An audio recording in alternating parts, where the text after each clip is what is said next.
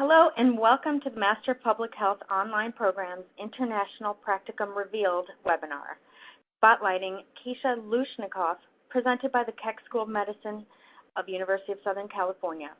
Thank you so much for taking time out of your busy schedule to join us today. I'm Marketing Manager Lydia Popescu, and I will be your host today.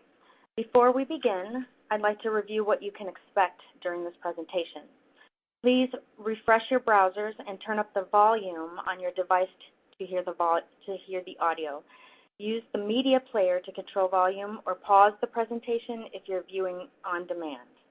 If you're having technical difficulties or would like to ask a question, please enter it in the Q&A box. Here's a quick look at what we'll be covering. With us today is Dr. Shubha Kumar, Program Director of the Master of Public Health Online Program at University of Southern California.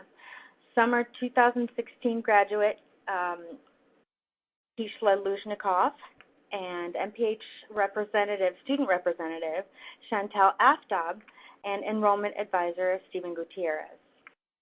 First, we'll hear from our panelists who will share a little bit of their background with us. And then Kieshla will share her experience leading public health efforts in Uganda this past summer, and Chantal will moderate the discussion. Lastly, Enrollment Advisor Stephen will speak to the admissions requirements, important dates and deadlines, and information about how to contact us if you're ready to begin an application or if you have more questions. We will end the presentation with a Q&A. I encourage you to stick around for that. So let's get started. Hello, Dr. Kumar. Thank you so much for joining us today. Would you please share a little bit about yourself with our audience? Hi, sure. Hi, everybody. Thank you for joining us. My name is Shubha Kumar, and I'm the director of the online MPH program here at USC. I'm also an assistant professor within the Division of Global Health and Disease Prevention. My background is working specifically in global health. I've been working in public health for over 15 years now. In the context of health policy and management. I've worked in several different countries, in Africa, in Southeast Asia, in South America, primarily looking at health systems and where there are gaps and opportunities to improve healthcare for folks needing access, as well as at the policy level in terms of how countries can develop policies, create better access to monitor quality of care, etc. I am really excited about the field of public health personally because there's so much one can do in this field. There's never a dull moment. There's always something going on and so much variety and breadth of options to work in this field. And I'd love to share more with you all as time progresses. Thank you. Chantal, would you share a little bit about yourself with our audience today? Yeah, I'd love to. So hi, everyone. My name is Chantal Aftab, and I am the current MAFSA Student Board online student representative for this school year. I'm in my second year as a student on the Global Health Leadership track. And a little bit about me, I received my bachelor's in psychology from UC San Diego a couple years ago, and I'm currently working in research, molecular bio research, for the United States Navy. And I first became interested in public health when I began volunteering with a nonprofit medical missionary that partners UC San Diego students and USC medical students and physicians. And we go down to Tijuana, Mexico. We spend the weekend there. And it really opened my eyes to the field of global health and public health. And I hope to attend medical school someday at USC, where I can use my breadth of knowledge from this program and as well as a medical background and impact the lives of others on a more global scale. This program has been wonderful. I currently live in San Diego, so having the online program, I've been able to be part of the Trojan family while still residing in San Diego. So thank you very much. Now, Kieshla, we'd love to hear a little bit about your background. Absolutely. As mentioned earlier, I'm a recent graduate. I just completed the program in August with an emphasis in epidemiology epidemiology and biostatistics. I've also earned an MBA and a BS in biology. I initially started my career in the pharmaceutical industry, first as a quality control analyst in a biopharmaceutical startup, and then as a microbiology technician for a major pharmaceutical company. For more than 10 years now, though, I've been working in the legal field. However, the pull toward laboratory work and research and healthcare was always there, so I ultimately decided to pursue my MPH to transition into a public health-focused career.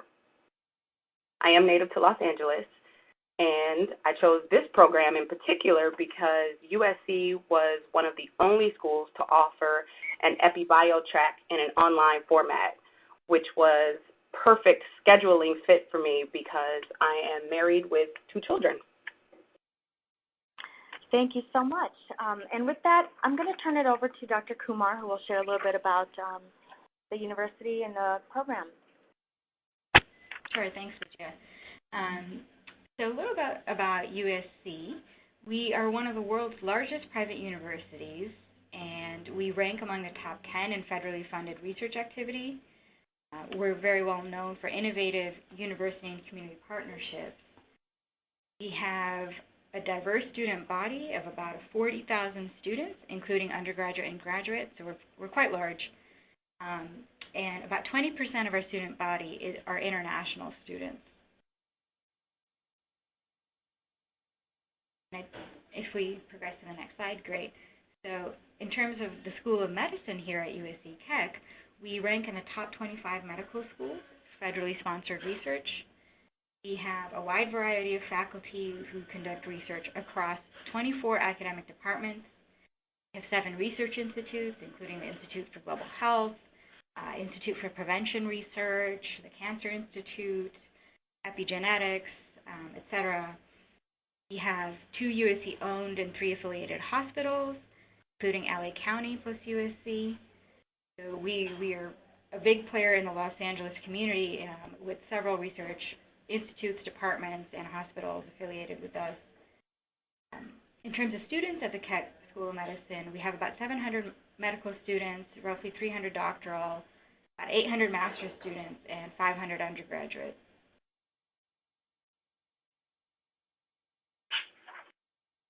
So in terms of the MPH online program specifically, our MPH program on campus was actually established in 1998, and we are accredited by the Council on Education for Public Health, as well as WASC. We are regionally accredited by WASC.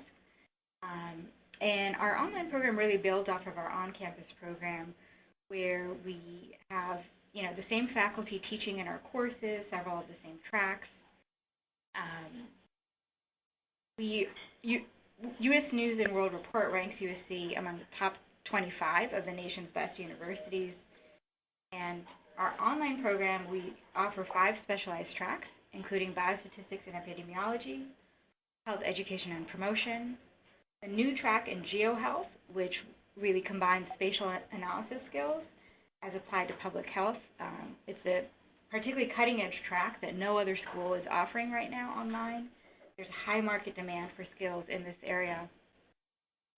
As well as public health policy is a new track we're offering, and of course we offer a track in global health leadership.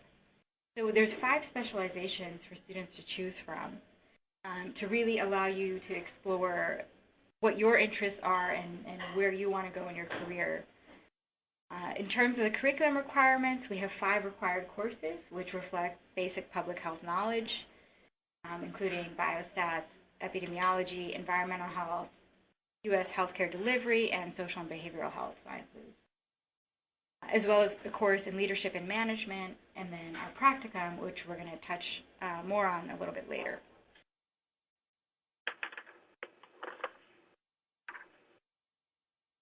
So what's a practicum? The practicum is a culminating experience that MPH program requires for graduation. It's a structured, goal-oriented, and competency-driven supervised field training experience. So it's kind of essentially like an internship where you are working in the field at an agency of your choosing, that has something to do with public health, and you're working to develop specific competencies that you'll identify that you want to really master in your training. And this component of the program is really aimed to combine classroom knowledge with real-world experience.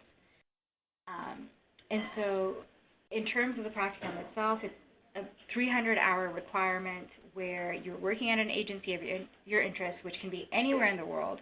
It could be local, it could be domestic, it could be at, at the federal level or at the international level. We work to help place you in agencies where you want to be. And we have over 225 sites that we're currently partnered with, and that list is always growing.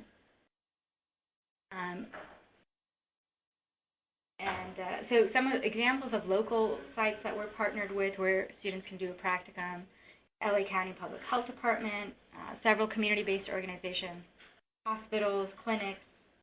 If you want to work at the federal level, there's opportunities to work with the National Institutes of Health, National Cancer Institute, the CDC. Internationally, we've placed students in the World Health Organization as well as the United Nations. We also offer specialized global health trips to Panama and to Geneva, etc., where students can then complete a practicum following the faculty-led trip.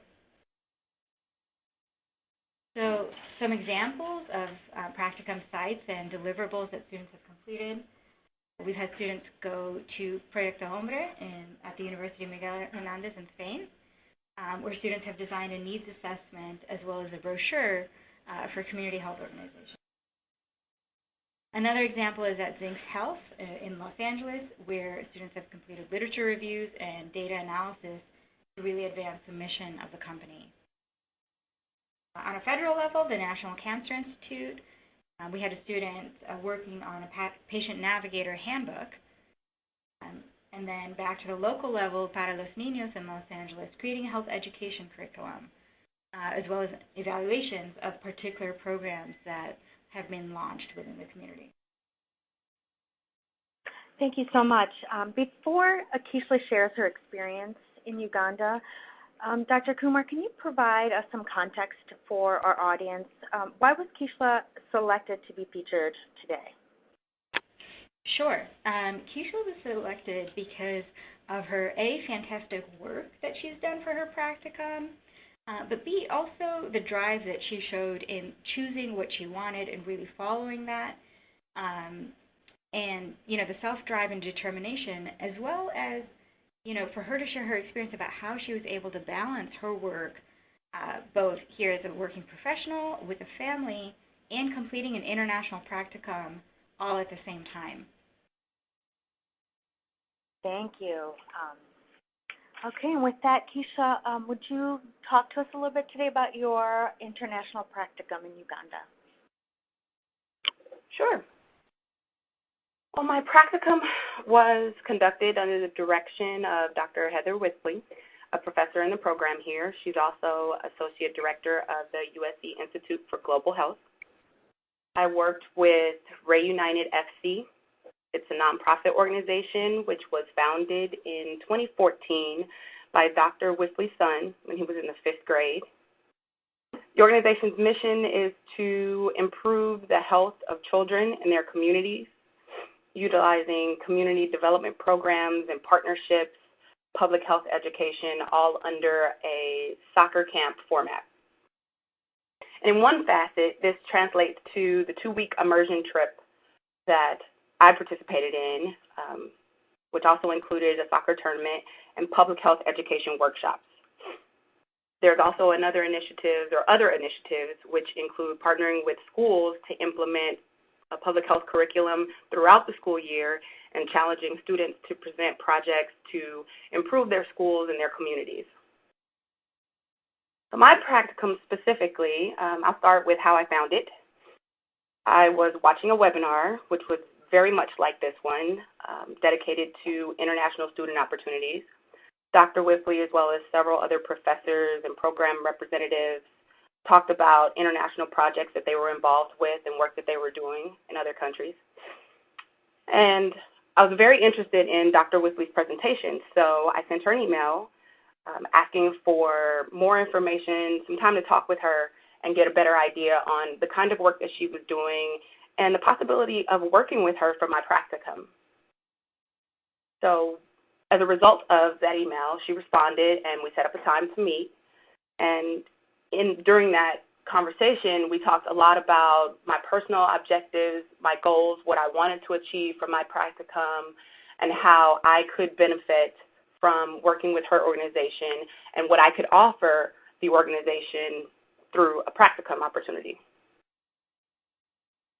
As a follow-up, she asked me to draft an outline of my intended plan based on my objectives, and she provided some additional responsibilities, both that supported the organization's needs as well as rounded out the requirements for my practicum, and those combined really developed the framework for my practicum project. So personally, I had three main objectives. I wanted to use my practicum to help define my career path. I wanted to explore my interest in disease prevention and women's health. And I wanted to make a difference in a community. I wanted to fuel my commitment to the continued work in the field because, again, this is my transition into public health, and this was the start of it for me. The project that we designed had three main goals. I needed to conduct research to understand the current public health position in Uganda. I was going to do data collection and analysis through public health assessments and student surveys, and then ultimately develop a women's health intervention. So once the goals were defined, that translated into three phases of work. The first work was pre-work that I conducted before the trip. Starting about 2 months before we left, I started research. I did article reviews. I read publications and materials on current interventions and work that was already going on in the country through being conducted by other organizations. And then I did personal interviews. I used it as an opportunity to talk with people who had been in country and worked with other organizations or had ideas about things that they thought were important and what they were doing to get a better understanding on how things worked, because I knew absolutely nothing about Uganda and nothing about international work. So this is also the stage in the pre-work where I drafted the first draft of the assessment, which was also a challenge because the only experience I'd had with drafting an assessment was through schoolwork. So, of course, I had to go back through schoolwork and review my notes to figure out how to put together a first draft of an assessment. And that led to the second phase of work. So once that part was done, we were in country. So now we're going to spend 2 weeks in the country. So we get to Uganda, and that work consisted of camp participation, administration and revision of the student surveys, and in-country research. Just basic research. During the camp, I was partnered with 2 local university students, and there were several groups of students, and we broke up into, I would say, a small workshop style group, and we taught different public health topics.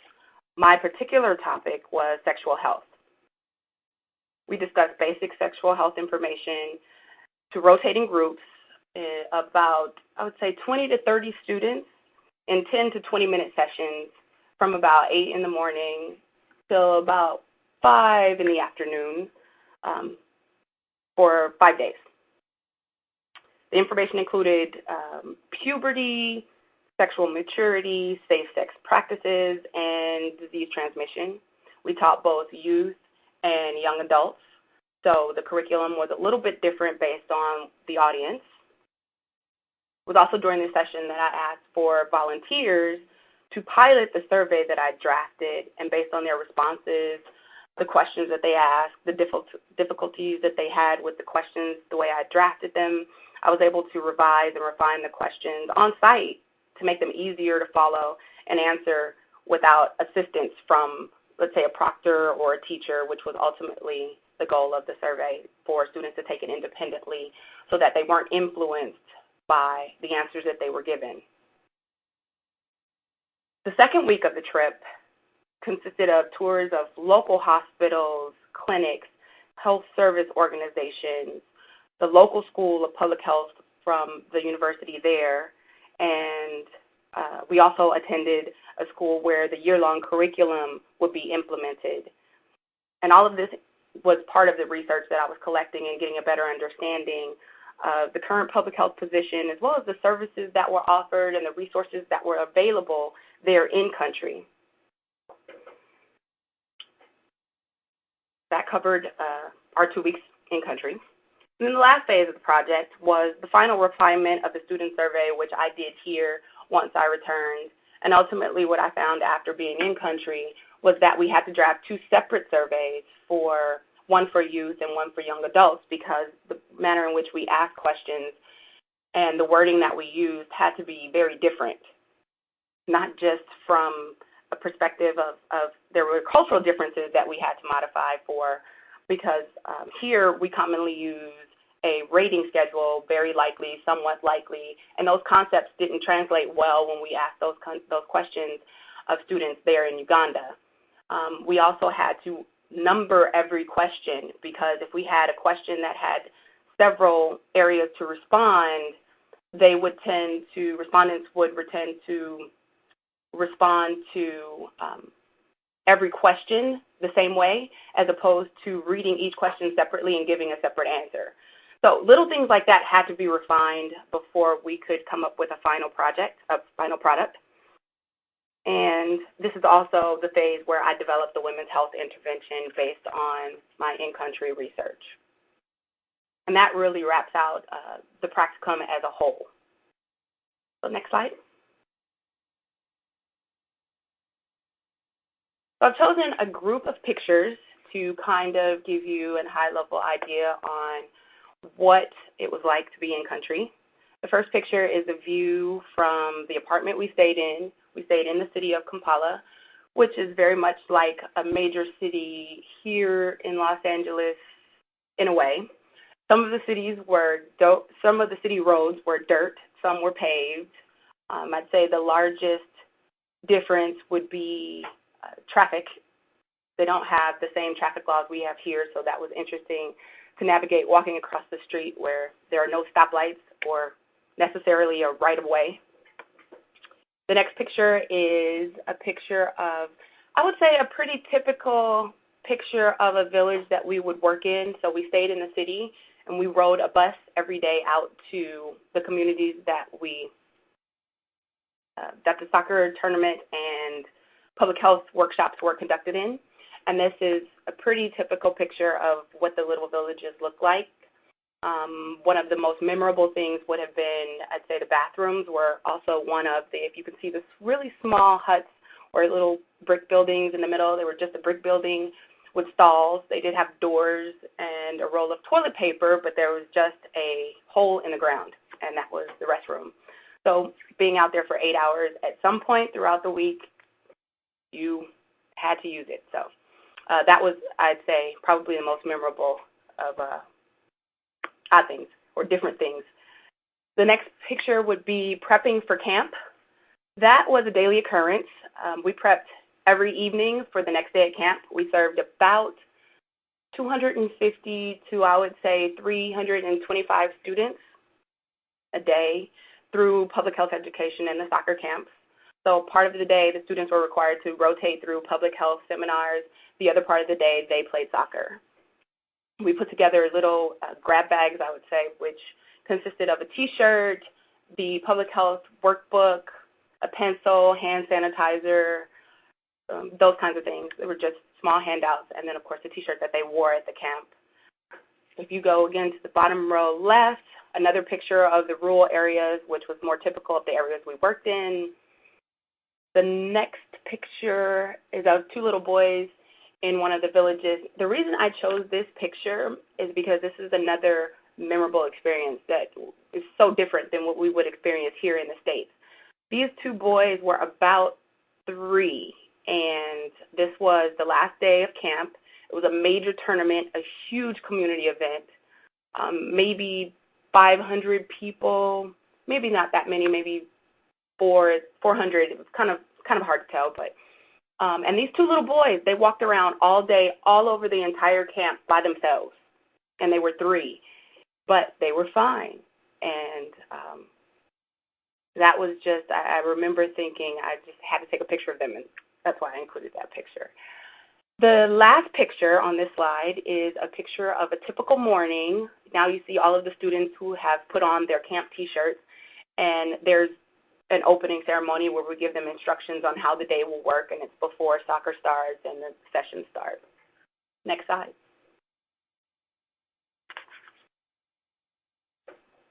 Again, this is a picture, the first picture is of just some of the children playing soccer. You'll notice that some of them will have, some students came in full soccer gear, some students came in just regular clothes, some played in soccer cleats, some played without soccer cleats, with no shoes at all. It was just a huge disparity from one child to the next. You never really knew. And here, that would be so almost impossible for a child to walk out onto a soccer field with no shoes on when you have another child playing soccer who is in shin guards and cleats. That would just almost never happen. The next picture was also taken on the last day. It is a picture of 2 groups.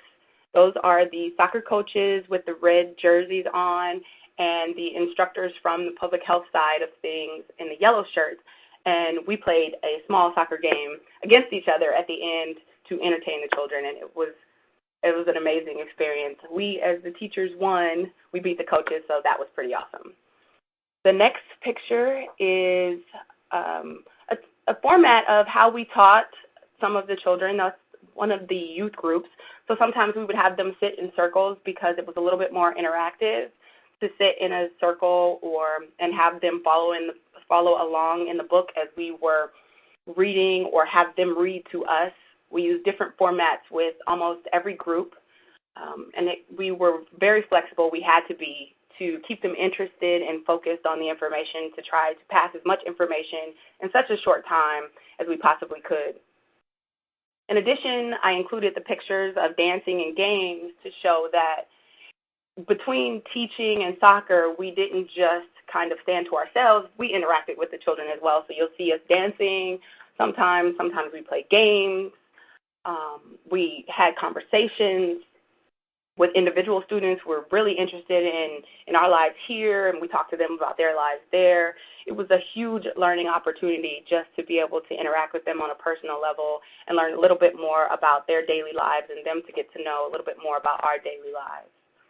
And the last picture I included because when I signed up and decided to go to this practicum, I didn't know anyone else there except for Dr. Wickley, who I met when I decided to reach out to her for this practicum. And I also met the in-country coordinator beforehand. But my time there and all of the things that we did both inside the camp and outside in our personal time, I made great relationships with people that I still connect with and stay in touch with. And if you'll see the male on the far left, he's actually one of the local university students that I still keep in touch with. We still send messages back and forth, and hopefully we're planning trips to go to other places together. Next slide. I included this last slide because during our downtime, I also had an opportunity to learn a little bit about the culture just from doing personal excursions. I went to a cultural dance performance. We took a trip down the Nile River. It was a short cruise. I believe that was the weekend between the 2 weeks of camp. I also went camping on the Nile, in a tent on the Nile. Yes, that happened. We got to do safari. We did a water safari where you see the crocodile. I did take that picture of the crocodile, and I was that close. The boat pulled up right up to the shore. We went rhino tracking. And, of course, the last picture is of safari. We were on I believe it was 2-day safari. We were on 2-day safari the last weekend before we came home. And we saw lions, elephants. We were actually charged by an elephant. We saw giraffes. It was absolutely an amazing opportunity that I wouldn't trade for the world. Next slide. So in my final stage of my work, this is the assessment survey that I ultimately drafted. This is the version for young adults, and it was designed to be administered both pre and post, not necessarily at the camp. The camp was used as a pilot. This particular survey was designed for the additional initiative where they're implementing the year-long public health curriculum in the schools. So this survey was administered at the beginning of the school year, and it will be administered again at the end of the school year to kind of gain an understanding of their public health knowledge before and after the curriculum has been implemented, as well as basic demographic information. Next slide.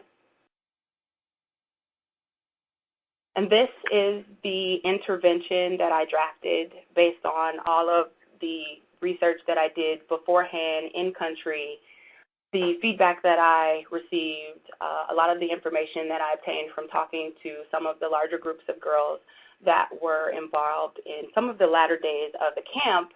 I ultimately came to the decision that menstrual health would be a good area to design an intervention, and so this is a 2-page handout, which makes it a quick, easy reference, in my opinion, the way I drafted it, to give them basic information on understanding what menstrual health is, understanding what menstruation is, and the importance of menstrual health. Thank you. Thank you. Now I'd like to invite our student representative, Chantel, to ask you a few questions about your experience as she is a student in the program currently. Great, thank you. And Kieshla, thanks for sharing some of those memorable photos. They were really wonderful to look at. Just some questions that I'm sure are on a lot of students' minds. What really drew you to an international versus a local? Sure. I'd say the real draw for me, in addition to really just wanting to be a part of this particular program, was having the opportunity to design my own practicum, as well as the flexibility. I looked through a lot of the practicum opportunities here, and they were pre-designed, so I liked having the opportunity to design my own ideas. And working full-time and having a family, this was a perfect schedule fit for me. Great, yeah, thank you for that. And how did you go about funding your experience? I know you mentioned that, you're balancing family life and work life, and so I'm sure a lot of us are curious about that. Yes, it was a balance. I funded the trip myself. Okay. So it was a balance. Awesome. But it was absolutely worth it. And so I know you gave us a lot of details about the program that you designed and working with the camp. I'd love to hear a little bit more of your day-to-day work during the actual practicum. Of course. So we would start, I would say, about 7 in the morning. Most sites were an hour or more away. The bus would pick us up, and we would ride out to the location. Most times the tents or whatever we were going to use was set up, or we would get assigned our particular area. We'd have the opening session where we handed out the handouts, and then we were split into groups, and we would start teaching morning sessions. On average, I believe we taught 6 to 8 sessions before we broke for lunch. Lunch was prepared generally by local women in the community, and it was normally local food, which is a little bit hard to explain, but I would say a lot of potatoes, and mostly potatoes, rice, beans kind of food, I guess is what we ate.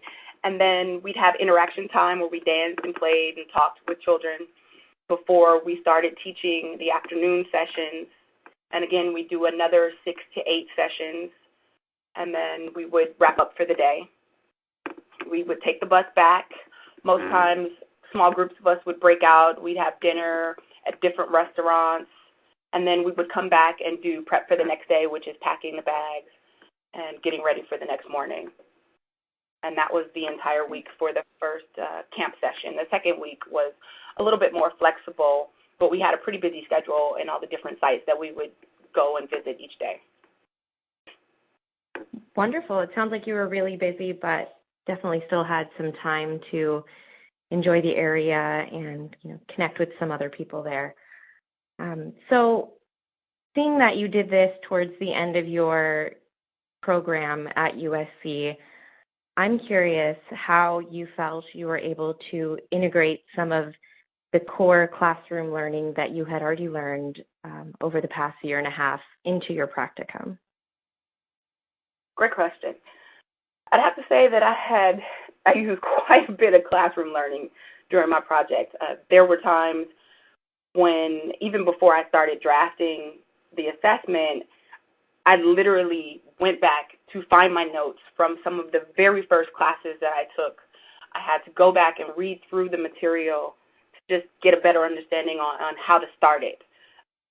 I remember that was a huge struggle for me because it wasn't one of my stronger points, because being an epi-bio, I didn't have a really strong understanding on the tie between assessments and data collection, or drafting and having the responsibility of putting together the assessments and how much it would drive my data at the end. So, but rest assured, by the time we were in country and I was administering those assessments, I had a very clear understanding.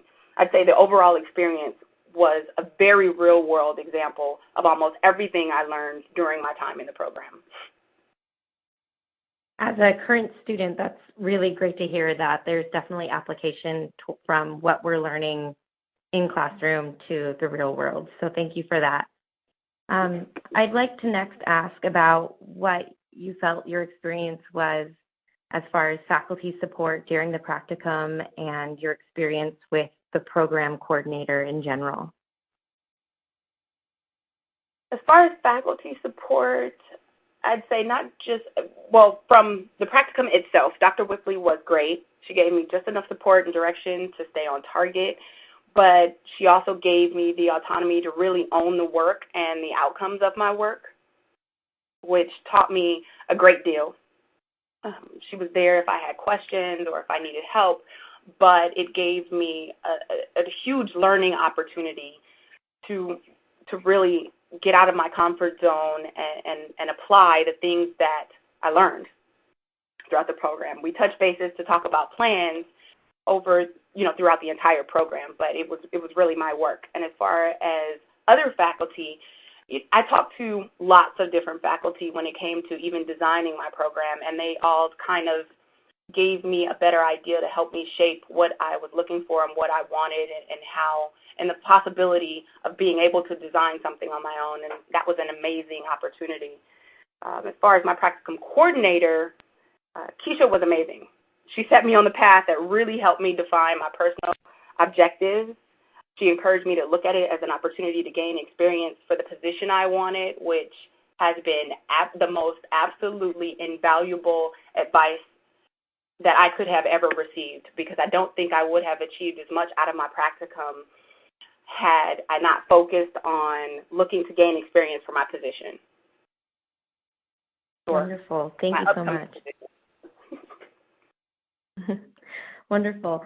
So do you have any key takeaways from your experience and advice for potential students who might be interested in pursuing an international practicum? Sure. I think my practicum really expanded my interests in areas that I hadn't previously considered. When I started this program, I was very interested in healthcare administration and healthcare management, but after participating in this particular practicum, I really found that I developed an interest in field work. And had I not been willing to challenge myself and to do something that was a little bit different than what I was going for, I would have never found that.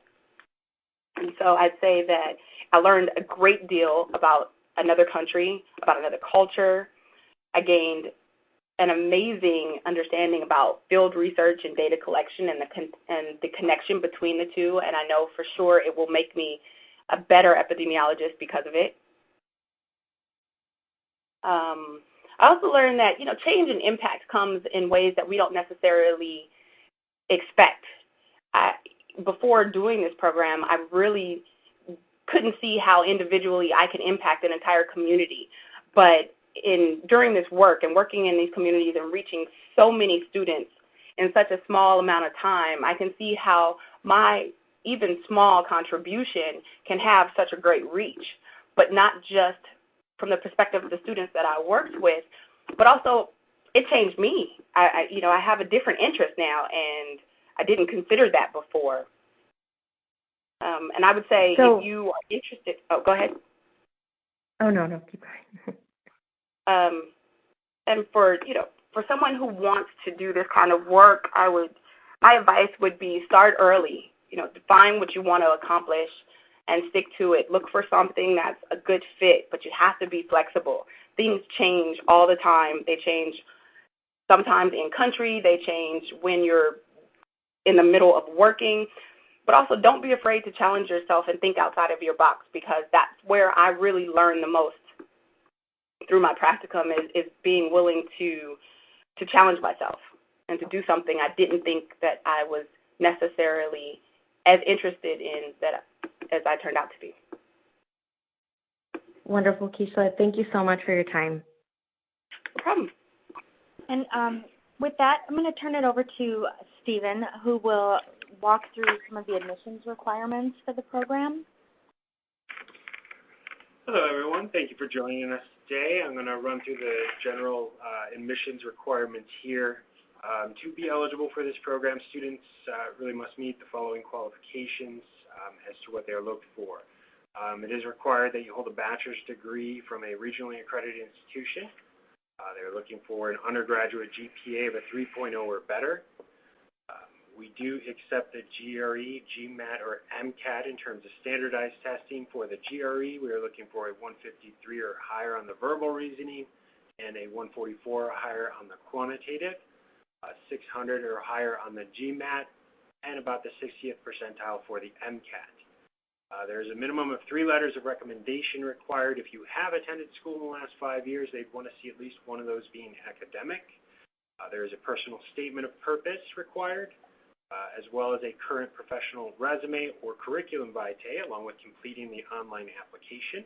Now, additional materials may be required for international applicants, but I would also encourage you to speak with an admissions advisor here, as there may be specific requirements to an individual. At the end of this, you will see admissions advisors' contact information. For the important upcoming dates and deadlines, you'll see the next semester, as we do have starting for spring 2017, starts January 11th. The application deadline for that is November 21st. The summer semester starts May 10th with the application deadline of March 26th. And the fall semester of 2017 starts September 6th with the application deadline being July 8th, or 28th, sorry. So now we'll try to go through some of the questions here that you can post in the Q&A section. To submit a question, please type into the Q&A box. If we don't get to your question today, one of us will follow up with you directly.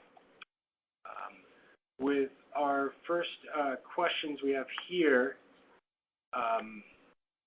Kieshla, what did you find is the most challenging part of the program? Time management. It's a tough program. It's not your typical online program. It's a tough curriculum. You have to be focused, but it's definitely doable.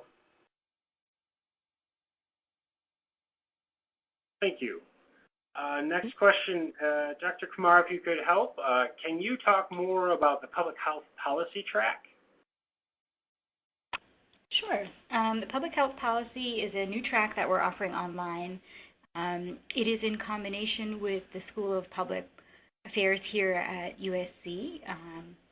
So students, you take their core courses in the MPH program, and then for their track courses, they take 2 which are in the MPH program and then 2 that are housed at the School of Public Policy, really looking at the economics of policy analysis.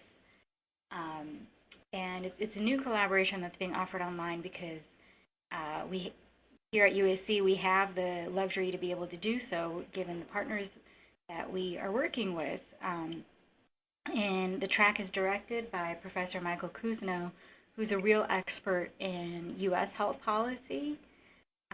And we also have several global health experts in policy who are faculty in the program and available for those who are interested in focusing on international health policy.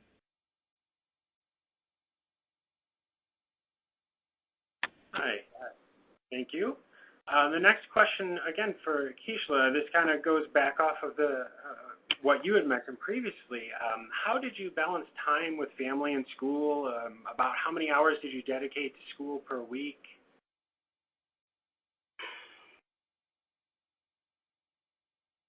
That's interesting. Let me think. A lot. I didn't sleep a lot during this program. Normally, I studied, I would say, during the week, I would study from 11 until about 1 or 2. And on the weekends, I would study 1 full day. It's just a matter of, I wanted to make the commitment to get it done. There were times when I had to cut my class load down to part-time to be able to manage it because sometimes it was a lot of work, but so it took me a little bit longer, but it's manageable. You can definitely do it. Thank you. Dr. Kumar, do all 300 hours need to be completed with one organization? Yes, that is the goal. Again, like how Kieshla set it up, where she did some pre-work in advance of actually being physically present at the organization, and then some post-work after returning back to the U.S. So you don't necessarily have to be on site for all 300 hours, but you should be working at one agency to really be able to kind of hone your mastery of those skills. You want to spend time at one place, and also to be able to develop the networks. I mean, ideally, you use the practicum opportunity to land your next job. A lot of students do that. Wherever they work for their practicum, they end up working there for their job if that's what they're interested in pursuing.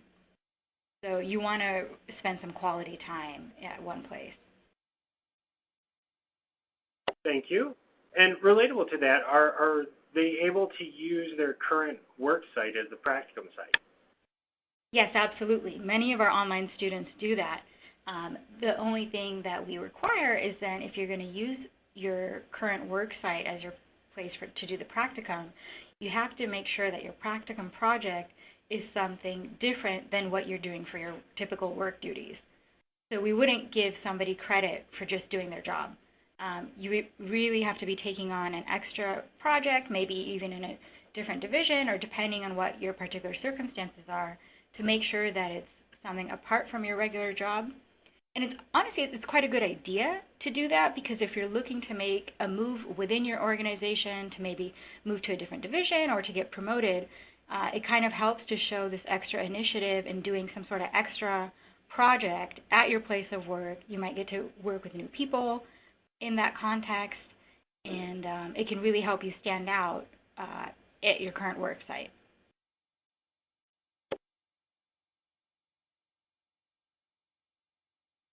Thank you. For Kieshla, with entering that MBA program, with a mindset to go into healthcare administration, what made you choose the USC MPH program?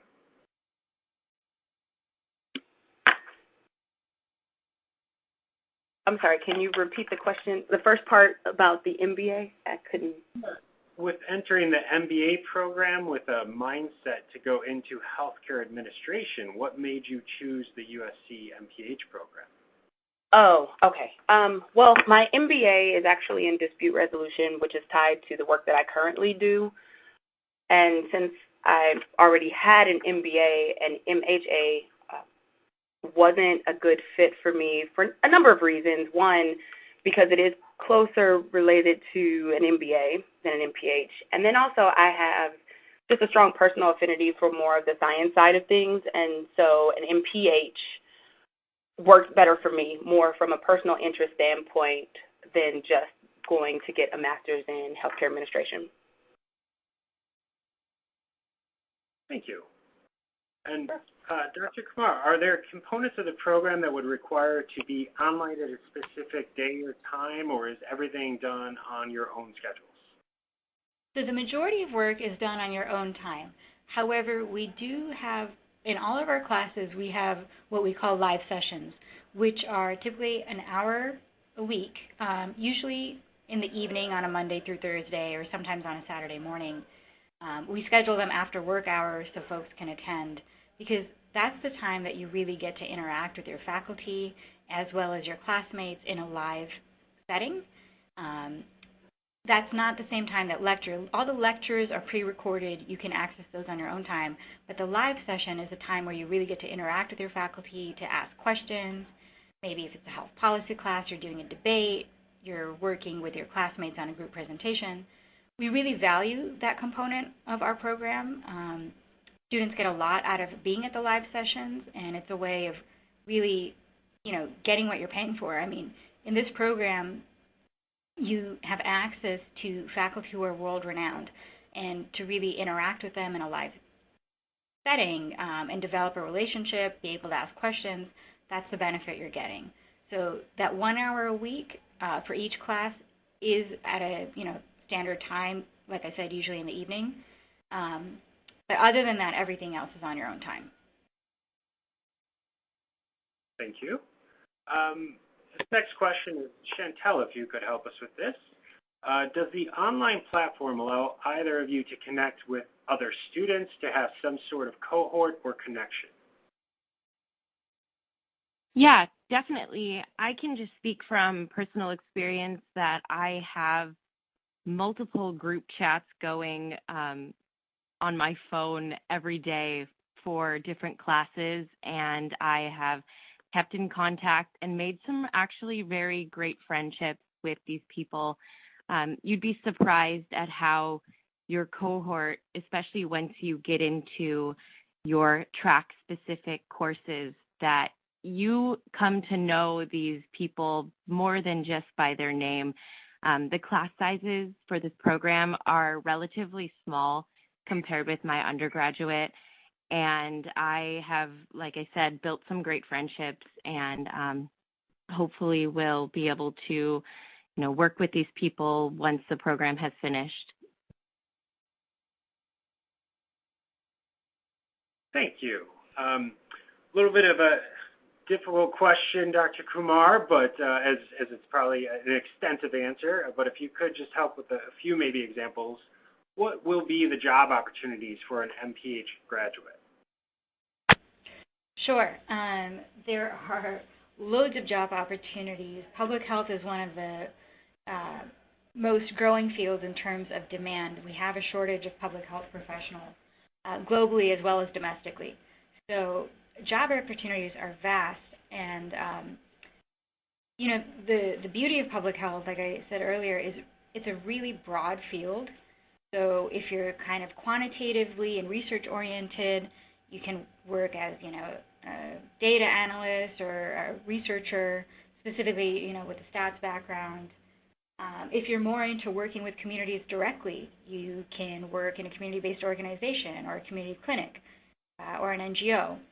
If you want to work in policy, there's opportunities to work at, whether it's local or federal government or international agencies like the World Health Organization. In GeoHealth, for instance, students who graduate out of that track would really be typically working for government agencies where you're applying spatial analysis skills to public health issues.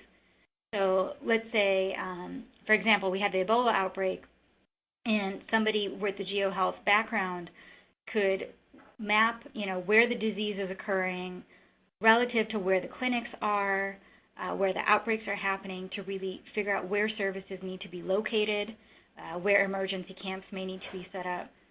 So the field is so broad that there's lots of opportunity and kind of in any setting, whether you want to work in a rural setting, an urban setting, locally, internationally, et cetera. I would highly encourage you just to Google. I mean, there's so much opportunity that it's hard to answer in a couple minutes, but trust me, there's a lot. Thank you.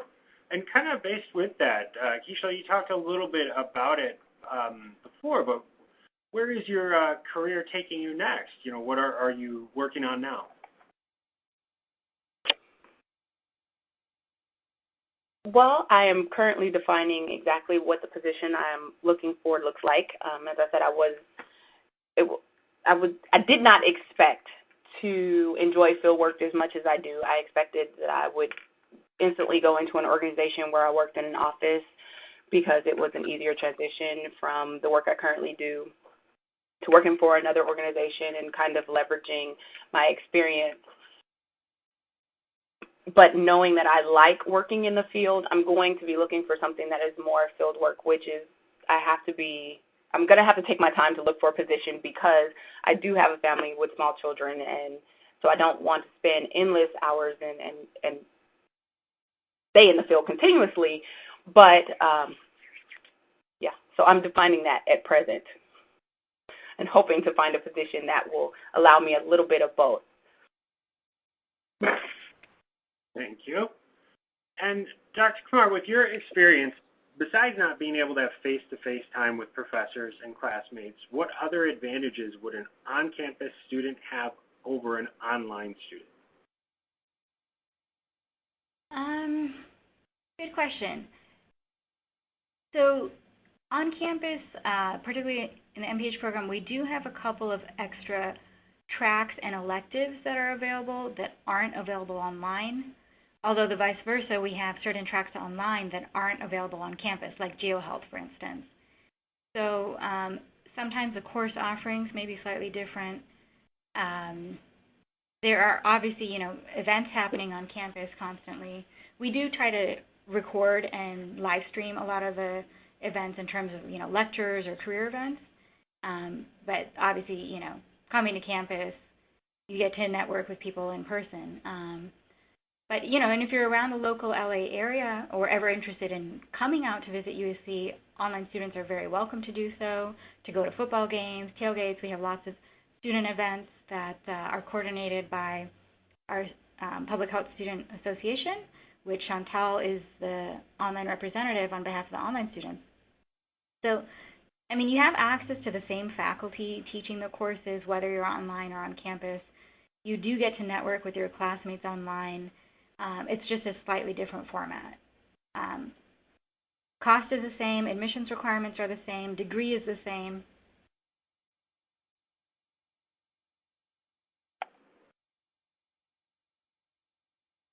And then one final question, Dr. Kumar. Based on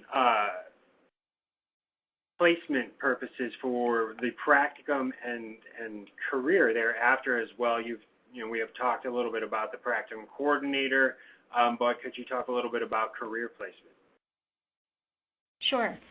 So we have a dedicated career counselor for our MPH program, and in addition to the USC Career Center.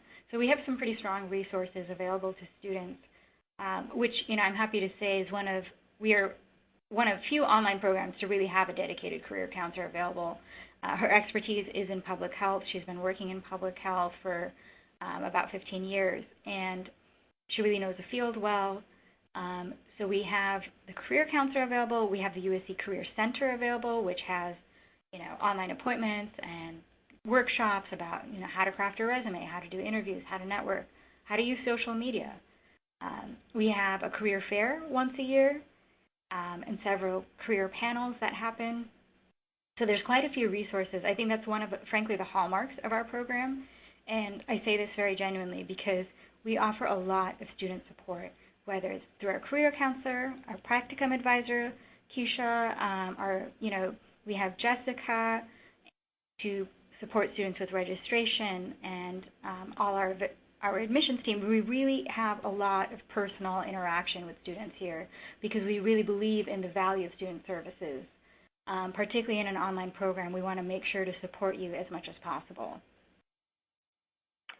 Thank you, Dr. Kumar.